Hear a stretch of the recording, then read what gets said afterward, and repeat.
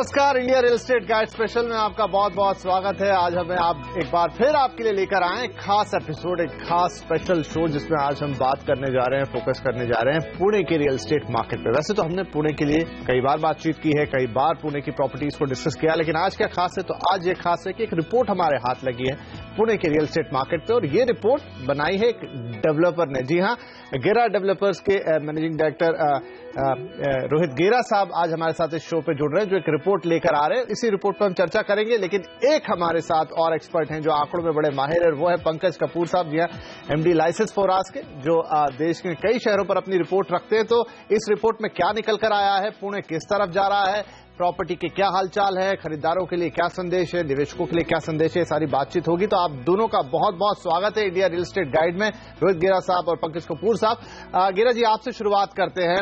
आपने रिपोर्ट तैयार की। आमतौर पर डेवलपर्स रिपोर्ट तैयार नहीं करते हैं, हमें दूसरी जगहों से रिपोर्ट मिलती है, लेकिन आपकी तरफ से ये रिपोर्ट आई है और आप रेगुलरली इसे बनाते हैं। इस बार की रिपोर्ट में क्या हाईलाइट्स हैं, अगर सबसे पहले आप हमें बताएं तो। देखिए, सबसे मेन तो एक दो जो हाइलाइट्स हैं उसमें एक तो घरों के दाम जो हैं वो गए साल में सिर्फ 0.7% या कुछ 50-60 रुपए से 50 रुपए से पूरे साल में उतना ही बढ़त हुआ है। तो पहले तो वो है कि प्राइसेस आर लार्जली फ्लैट। दूसरा जो हम देख रहे हैं कि जो सेल्स हैं वो सेल्स नंबर ज्यादा कम नहीं हुए हैं। ऑफ टेक में सिर्फ 10% कमी हुई है, लेकिन जो मार्केट में जो प्रेशर आ रहा है, जो बिल्डरों के ऊपर जो प्रेशर आ रहा है, वो हुआ है क्योंकि जो सप्लाई है, जो इन्वेंट्री है, वहां ज्यादा बढ़त हुआ है। 67,000 होम्स जो अनसोल्ड थी 2014 दिसंबर में, वो एक साल बाद जाके 1,04,000 घर आज अवेलेबल है मार्केट में बेचने के लिए। तो ये जो सप्लाई जो बढ़ा है उसके वजह से प्रेशर ज्यादा आ रहा है, लेकिन जो डिमांड है वो ज्यादातर कम नहीं हुआ है। ये हमारा ये जो मेन फाइंडिंग है, that is what we have been largely surprised about. क्योंकि जब आप लोगों के साथ बात करेंगे या आप मीडिया में पढ़ेंगे तो ऐसा लगता है कि लोग खरीद नहीं रहे हैं, लेकिन ये बात सही नहीं है हमारे हिसाब से। तो रोहित जी, आप जो कह रहे हैं कि इन्वेंट्री बढ़ गई है लेकिन लोगों की खरीदारी भी जारी, तो क्या ओवर सप्लाई का सिचुएशन माने फिर इसे? देखिए, रियल एस्टेट का जो इंडस्ट्री है वो अप्रूवल्स की वजह से उसमें बहुत अनप्रिडिक्टेबिलिटी होती है। This is a long cycle industry. तो ये तो हमेशा होता ही है। डिमांड बढ़ता है, कभी कभी सब उसको फॉलो करके सप्लाई बढ़ता है। तो जो लोगों ने जमीन लिए थी उसके जो अप्रूवल्स आए हैं अभी वो मार्केट में आ रहा है। तो this is a cycle, there is always ups and down. इसे आप बेशक थोड़ा ओवर सप्लाई कह सकते हैं, that is not a wrong statement to make. जी, तो पंकज कपूर साहब, गेरा साहब के जो आंकड़े हैं वो बता रहे हैं कि पिछले साल जो 60,000 के आसपास था वो 1 लाख को क्रॉस कर गया। इन्वेंट्री एक ऐसी चीज है जो सेहत हम जिससे नापते हैं किसी भी मार्केट की, और पूना को हमेशा हम एक सेहतमंद हेल्दी मार्केट के तौर पे देखते हैं, लेकिन अब 1 लाख जो क्रॉस हुआ, आपको लगता है कि पूना पे भी थोड़े से स्पाइक्स या कुछ सवाल उठते हैं? अब देखिए, वो कंसर्न इन्वेंट्री का इतना बड़ा नहीं है, जो ये बता रहा है कि एक तरीके से जो सेल्स में ड्रॉप हुआ है, क्योंकि इन्वेंट्री तो हमको और घरों की जरूरत है, तो इन्वेंट्री इतना बड़ा नहीं है। जिस हिसाब से सप्लाई बढ़ा उस हिसाब से जो है सेल्स बढ़ना चाहिए था, लेकिन सेल्स कम हो गया। और दूसरी बात, ये एक और चीज दर्शा रहा है, और उनका भी डेटा और हमारा भी डेटा एक तरीके से चीज बताता है कि प्राइस जो है वो पीक्ड हो चुका है, उसमें प्रोडक्टिविटी नहीं बढ़ी। तो अगर 0.7% अगर आप प्राइस इंक्रीज देख रहे हैं तो ये बता रहा है कि इन्फ्लेशन एडजस्टेड तो करेक्शन हो चुका है प्राइजेस के अंदर। तो एक टाइम करेक्शंस के फेज के अंदर प्राइजेस वहां के भी पहुंच गए हैं। और दूसरा है, हम लोगों ने भी ये देखा कि इस क्वार्टर में जब सर्वे कर रहे थे तो बहुत सारे लोग जो है ना बहुत तरीके की फाइनेंशियल स्क्रीन भी दे रहे हैं। बिल्डर जो है निगोशिएट करने के लिए तैयार हैं, डिस्काउंट्स है, तो प्रेशर तो है मार्केट में। सेल्स इंप्रूव होनी चाहिए, इन्वेंट्री ज्यादा है, ये जो है ये दूसरे तरीके से सोचने की बात है। हमारे पास कभी भी इन्वेंट्री ज्यादा नहीं हो सकती, सेल्स डबल होनी चाहिए जो आज। लेकिन इसको कैसे समझे, क्योंकि सेल्स तो आप कह रहे हैं कि सेल्स का डिप इसे माना जाए, ना कि ये कहा जाए कि ये बताता है कि हमारा प्राइसिंग प्रेशर बना रहेगा। मुझे ये जरूर दिखा रहा है कि जो प्राइस है वो अनअफोर्डेबल हो गए, कंज्यूमर आज खरीद नहीं पा रहा है, और यही दर्शा रहा है। प्राइस है वो तो औसत 5,000 के आसपास है और पूना में लगभग यही भाव है। अगर जो बढ़ोतरी है 0.7% की, तो आप कह रहे हैं कि इस पर भी अब लोगों का अनअफोर्डेबल लग रहा है। अगर आप देखिए तो पूना मार्केट जो है वो जिस हिसाब से ज्योग्राफी है और जो लैंड अवेलेबिलिटी और जो सप्लाई आ रही है, सारी कन्वीनियंट सप्लाई, ऐसा नहीं बोल सकते कि वो सप्लाई पे जाके आदमी रह नहीं सकता, तो वो सिटी के साथ इंटरेक्ट करने वाली सप्लाई है। तो जब अगर हमारी सप्लाई बढ़ रही है और उसके साथ अगर ये प्राइस बढ़ रहा है, तो अगर 2012 के करीब का वेटेड एवरेज रेट होता था सिटी का, जिसके अंदर जो मीडियन रेट बताता 3,500 रुपए के करीब होता था, आज 5,000 के ऊपर पहुंच गया। ये राइज बहुत ज्यादा है क्योंकि आपने सिटी की परिधि भी बढ़ा दी और उस परिधि के साथ अगर ये जो ग्रोथ हुई प्राइजेस की 2012 के बाद पे, वो आज जो है काउंटर प्रोडक्टिव हो गई है, वो पीक हो चुकी है। इसी की वजह से प्राइसिंग प्रेशर है और ये प्राइसिंग प्रेशर मेंटेन रहेगा। और कई लोग हैं जो बिल्डर, आज तो वहां पे कुछ एक बिल्डर्स की ऐसे प्रोजेक्ट्स देखे गए हैं जो 2,000 और 2,500 रुपए के ऊपर भी बुक करने के लिए तैयार हैं। तो ये दिखा रहा है कि काफी स्ट्रेस है मार्केट में, लोगों को अपने कमिटमेंट फुलफिल करने हैं, सेल्स लेके आनी है, फाइनेंशियल स्कीम्स चल रही हैं, तो एक तरीके से डिस्काउंट्स है मार्केट में, तो सेल्स बढ़नी चाहिए, इन्वेंट्री इतना बड़ा कंसर्न। तो गेरा साहब, आप भी यहाँ पर एग्री करेंगे जो पंकज कह रहे हैं? जो आपके डेटा के हिसाब से मैं देखूं तो जो सेल्स के फिगर हैं, affordable, mid segment, premium segment, luxury, उसमें एक डिफरेंस तो हमेशा ही रहता है, लेकिन अफोर्डेबल सेगमेंट में आपका बताता है 44,000 से ज्यादा यूनिट्स बिके हैं, लग्जरी में 3,000 है और प्रीमियम में 5,000 है। तो बहुत बड़ा डिफरेंस है। तो क्या ये फिर थोड़ा सा डिमांड सप्लाई मिसमैच है कि जहां जरूरत बहुत ज्यादा है, अफोर्डेबल सेगमेंट जहां डिमांड बहुत ज्यादा है, सेल्स के फिगर भी वो बता रहे हैं, लेकिन अभी भी जो काफी सारी चीजें हैं वो लग्जरी प्रीमियम की तरफ आ रही है, जबकि वहां इतना सेल्स है नहीं? नहीं, ऐसी बात बिल्कुल नहीं है। अगर आप गए साल की जो सेल्स देखें टोटल, तो वो जो 89,000 जो यूनिट्स बिके थे, उसमें से 50% जो सेल्स हुए हैं वो बजट सेगमेंट में हुआ है, जहां दाम 4,200 रुपए पर स्क्वायर फुट से कम है। और आज अगर आप सप्लाई देखेंगे तो उस मार्केट में 4,200 रुपए से कम जो है, वहां का जो सप्लाई है 1,04,000 में से 44,000 वही है। तो अगर आप पर सेगमेंट देखें, तो अगर आप ओवरऑल इन्वेंट्री ओवरहैंग देखें पूरा मार्केट का, तो टोटल पूना मार्केट का इन्वेंट्री ओवरहैंग हमारे हिसाब से 14 महीने पे है। लेकिन वो जो बजट का जो सेगमेंट है, जहां 4,200 से कम रेट कम है, वहां का जो इन्वेंट्री ओवरहैंग है वो सिर्फ 12 महीने पे है। तो एक तो आप पूरा मार्केट को एवरेज के हिसाब से देखेंगे तो ये गलत होगा, क्योंकि हर एक जो खरीदार है वो अपने बजट के हिसाब से देखता है और अपने बजट में वो जहां जो जाके देखे, उस हिसाब से उन्हें असेसमेंट करना चाहिए। तो जी, मेरा भी आपकी बात और रिपोर्ट के हिसाब से जो दिखा रहा है कि स्ट्रेस जो ज्यादा है वो 6,200 से 7,500 रुपए प्रति स्क्वायर फुट का जो है, वहां इन्वेंट्री ओवरहैंग 18 महीने तक आ पहुंची है और वहां स्ट्रेस थोड़ा ज्यादा है, लेकिन वहां जो नंबर ऑफ यूनिट्स बिकते हैं वो कम है। जी, मैं भी यही कह रहा हूं गेरा साहब की जो डिमांड है जिस जगह, जो अफोर्डेबल सेगमेंट जहां सबसे ज्यादा घरों की जरूरत भी है, जहां सबसे ज्यादा डिमांड भी है, वहां तो आपके नंबर ठीक है, आप कह रहे हैं कि इन्वेंट्री भी ज्यादा नहीं, लेकिन जो थोड़ा सा चिंता वाला मामला है, जहां पर स्ट्रेस है, जहां पर प्रेशर दिख रहा है, वो थोड़ा ऊपर का सेगमेंट है, 6,000 प्लस का सेगमेंट है। तो क्या थोड़ा वहां पर सप्लाई मिसमैच नहीं? आप कह रहे हैं 18 महीने की इन्वेंट्री भी वहां इकट्ठी होगी। मेरा यही प्रश्न है कि क्या थोड़ा सा डिमांड अलग दिशा में जा रही है और जो बाकी डेवलपर्स बना रहे हैं वो शायद समझ नहीं रहे हैं उसको और वो अलग दिशा में लेके जा रहे हैं?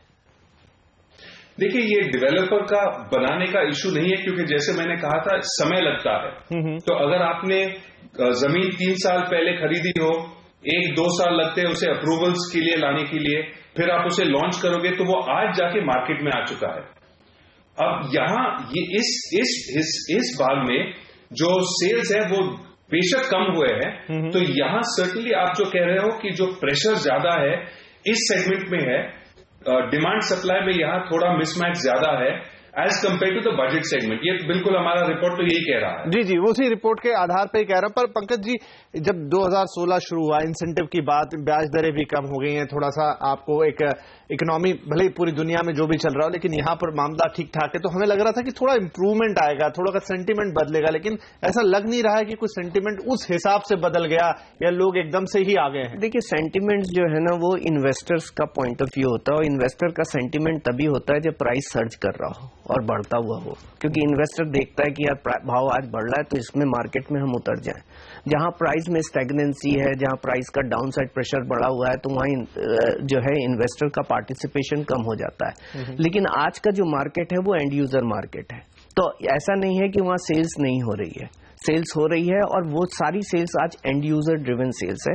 जो एक दो तरीके के बायर रहते हैं, एक इन्वेस्टर रहता है और एक एंड यूजर रहता है। एक बड़ा सेगमेंट जो था, जो पिछले 3-4 साल से जो ड्राइव करता था रियल एस्टेट को, जो इन्वेस्टर का सेगमेंट था, वो आज रियल एस्टेट में पार्टिसिपेट करना बंद कर चुका है।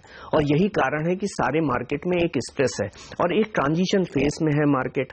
इस ट्रांजिशन फेज में एंड यूजर के लिए मेजर प्रॉब्लम है कि एंड यूजर उतना ही भाव पे कर सकता है जो वो अफोर्ड कर सकता है। इन्वेस्टर जो है कुछ हद तक ये होता है कि वो 5 घर खरीद रहा है, 3 घर खरीद रहा है, वो ज्यादातर प्राइस इनइलास्टिक होता है, वो भाव की तेजी के हिसाब से इन्वेस्टमेंट करता रहता है। तो जब आज एंड यूजर मार्केट के अंदर आ रहा है तो उसकी अफोर्डेबिलिटी के पॉइंट ऑफ व्यू से एक पैरिटी होने की जरूरत, और वो पैरिटी होती हुई दिख भी रही है कि अगर आप देखिए, बिल्डर अगर बोले कि आपको मैं पेमेंट में डिफरमेंट दे दूंगा, आप आज बुक कर दीजिए और आपको 3 साल तक एक पैसा देने की जरूरत नहीं है, आप 3 साल में कंज्यूमर की इनकम बढ़ेगी और उसके बाद उसका EMI चालू होगा, तो अगर आप देख लिए तो कुछ हद तक ये करेक्शन हो रहा है और इसी करेक्शन की वजह से जो भी माल है वो बिक रहा है जी। और ये पूना की बात नहीं है, ये सारे देश की आज बात है, ये अकेले पूना तक सीमित, पूना की बात। और एक और बात में जो आप पूछ रहे थे कि आप जो उनसे क्वेश्चन किया कि एक जो मिसमैच दिख रहा है कि लग्जरी सेगमेंट में जो है इन्वेंट्री ज्यादा है और अफोर्डेबल सेगमेंट में इन्वेंट्री कम, और ये आपको जो आज का मार्केट की सप्लाई की कंडीशन दिखती है, ये रेट्रो इफेक्ट है। होता यह है कि जो 2012, 13 और 14 का पीरियड था, वो पूना मार्केट के लिए भी एक एक्सुबरेंट मार्केट का पीरियड था जिसमें प्राइसेस बढ़ रहे थे, और जब प्राइसेस बढ़ता है तो डेवलपर का जो रुझान होता है वो लग्जरी सेगमेंट की तरफ होता है और वही सप्लाई आ गई। लेकिन आज का अगर आप पॉइंट ऑफ व्यू देखेंगे तो आज का जो नया लॉन्च आ रहा है वो ज्यादातर अफोर्डेबल सेगमेंट में, तो there is also a correction. आज छोटे साइज के घर बन रहे हैं, स्ट्रेटेजी तो बिल्कुल बदली है वो थ्रू आउट। हम बॉम्बे में देखें, पूना की बात करें, चलिए तो ये यहां पर मुझे छोटा सा ब्रेक लेना होगा, लेकिन आप जब इस रिपोर्ट में आगे और क्या है, वो कौन से इलाके हैं जो उभर कर आए हैं, वो कौन से इलाके हैं जिन्हें ग्राहक अब ज्यादा पसंद कर रहे हैं, और डेफिनेटली अगर उन इलाकों पर ज्यादा पसंद आ रही है लोगों की, ज्यादा स्ट्रेस आ रहा है कि हम वहां पहुंचे, तो वो इलाके भविष्य के लिए भी बड़े अच्छे साबित होंगे, तो उन पर चर्चा करेंगे इस छोटे से ब्रेक के बाद।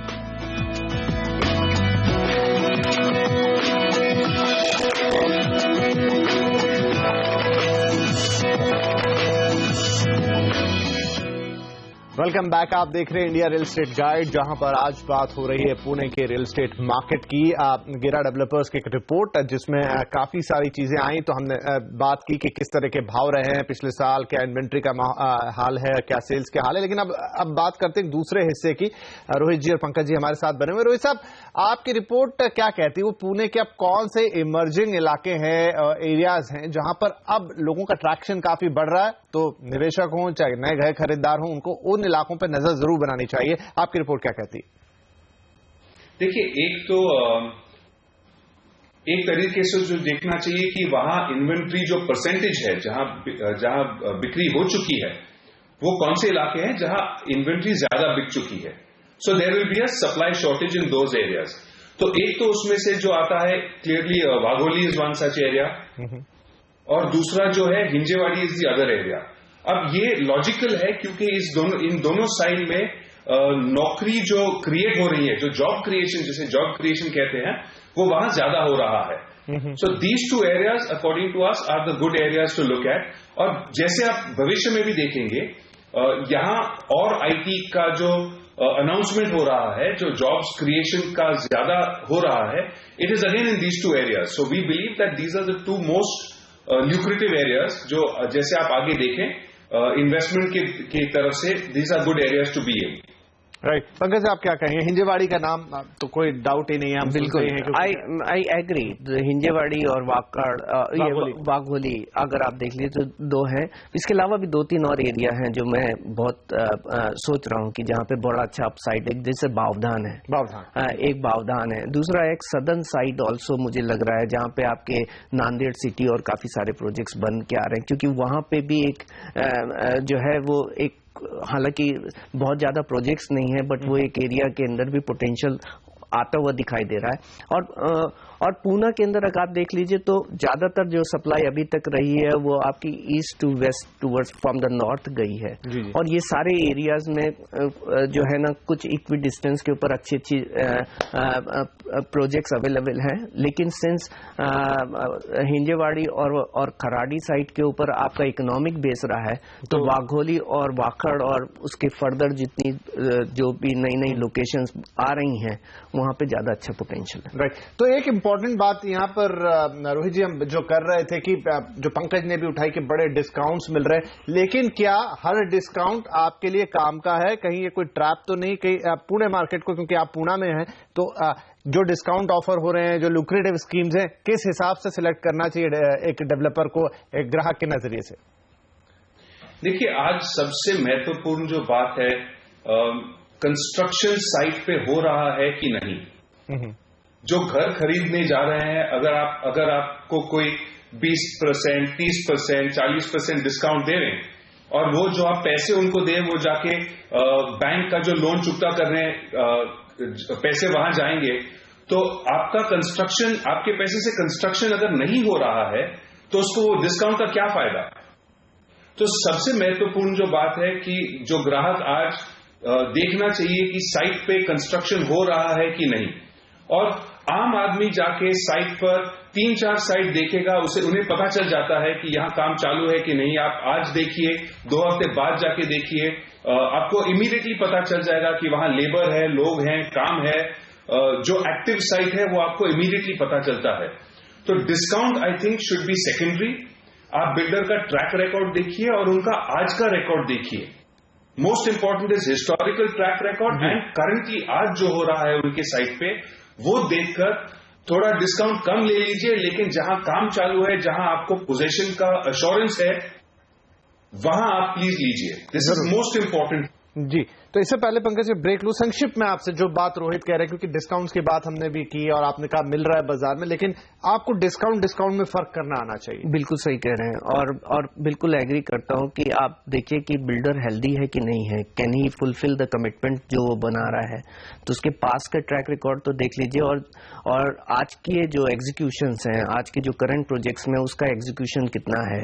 मार्केट में बहुत सारा, आप गूगल और फेसबुक इतना सब कुछ अवेलेबल, अगर आप थोड़ा भी सर्च करेंगे तो आपको बहुत कुछ मिल जाता है डेवलपर के बारे में, जो आपको एक तरीके से गेज करने के लिए बात करता है। दूसरी बात है कि आप खुल के पूछिए, और आप ऐसा नहीं है कि आप घर खरीदने जा रहे हैं तो आपके ऊपर कोई एहसान हो रहा है। आप ये रियल एस्टेट में आप जाइए और खुल के पूछिए कि आपने कौन सा प्रोजेक्ट किया, कितना वक्त लगा। आप थोड़ी रिसर्च कीजिए, ये आपकी पूरी जिंदगी भर की पूंजी है, और आप लगाते वक्त जरूर आप इसका ख्याल रखें। जी, चलिए, तो इसी नोट पर लेते हैं एक और छोटा सा ब्रेक, लेकिन ब्रेक से जब लौट कर आएंगे तो पूछेंगे यक्ष प्रश्न, यहां से भाव कहां, पुणे मार्केट में। छोटा सा ब्रेक।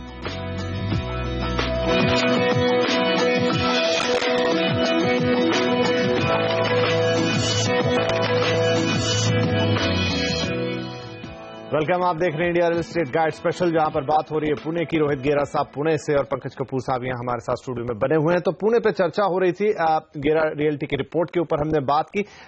रोहित साहब, आखिरी में अब हम यही जो हमने कहा था ब्रेक से पहले कि यक्ष प्रश्न हमारा कि भाव यहां से कहां जाएंगे, गिरेंगे, बढ़ेंगे, स्थिर रहेंगे, क्या होगा जहां तक पुणे की बात है? देखिए, मुझे नहीं लगता कि दाम कम हो सकते हैं, क्योंकि अगर आपने, जैसे पंकज जी ने कहा, अगर आपने एडजस्टेड प्राइसेस को देखा तो it is already down, it is in negative terms और इन रियल टर्म्स। तो कम होने की मुझे बहुत कम चांसेस लग रहे हैं। अगर आप देखें कि प्राइसेस प्रेशर डेवलपर्स के ऊपर बहुत है, तो या तो प्राइसेस स्टेबल रहेंगे या प्राइसेस बढ़ेंगे। रियल एस्टेट का जो रेगुलेटरी बिल आ रहा है उसके वजह से there are lots of conditions, उसकी वजह से कॉस्ट बढ़ेगी। तो finally there will be an upward pressure on prices in the short to medium term. जी, पंकज जी, आपका क्या टेक होगा कि यहां से हल्का सा प्रेशर ही अब प्राइसेस पे मिलेगा, जैसे रियल एस्टेट बिल की बात कह लें या कुछ और फैक्टर समझ लें? देखिए, अगर सेल्स इंप्रूव नहीं होती तो भाव ऊपर नहीं जा सकते, चाहे वो रेगुलेटरी बिल है, चाहे आप कॉस्ट रिलेटेड जो है वो कंडीशंस नहीं लगा सकते हैं। आपको प्राइस की प्रोडक्टिविटी देखना पड़ेगा। अगर कंज्यूमर उससे इंटरेक्ट नहीं कर रहा है तो भाव कैसे स्टेबल रह सकते हैं। और वो तो मुझे लगा डाउन साइड प्रेशर बनता रहेगा। बट पिछले एक साल की जो चाल रही प्राइजेस से, उसने ये दर्शा दिया कि रेजिलियंस है, कोई भाव नीचे करने वाला नहीं। और ये कुछ हद तक रोहित से एग्री भी करता हूं कि बिल्डर के पास मार्जिन ही नहीं बचा है, क्योंकि जो जितना मार्जिन था तो वो गवर्नमेंट ले गई, कहती है रेडी रेकनर बढ़ा दिया एंड ऑल दोस थिंग। तो उसके बाद जो है सारा मार्जिन वो लेके चली गई। तो आज बिल्डर के पास मार्जिन नहीं है, तो ये प्रोलॉन्ग रहेगा, ये प्रोलॉन्ग रहेगा मेरे ख्याल से। और प्रोजेक्ट टू प्रोजेक्ट डिपेंड करेगा। और मुझे लग रहा है 1 से 1.5 साल तक आप प्राइस में अप्रिसिएशन नहीं देखेंगे, डाउन साइड करेक्शन जरूर नहीं होगा। चलिए, तो ये बात हुई पुणे मार्केट की। रोहित गेरा साहब की रिपोर्ट पे हमने चर्चा की, पंकज कपूर साहब भी हमारे साथ थे। पुणे का मार्केट हम हमेशा कहते हैं बहुत ही स्वस्थ मार्केट है, बहुत ही इफेक्टिव और एफिशिएंट मार्केट है। कीमतों की जहां तक बात है लगभग शायद वहीं रहेंगी। प्रोजेक्ट टू प्रोजेक्ट हम कहते हैं थोड़ी ऊपर थोड़ी नीचे, लेकिन बहुत बड़ा परिवर्तन देखने को नहीं मिलेगा। लेकिन समय समय पर हम यहां बैठे हैं उसकी समीक्षा करने के लिए, तो एक बार फिर किसी दिन पुणे की चर्चा करेंगे। हमारे दोनों मेहमान हमारे साथ होंगे, लेकिन फिलहाल आपसे लेंगे इजाजत। नमस्कार।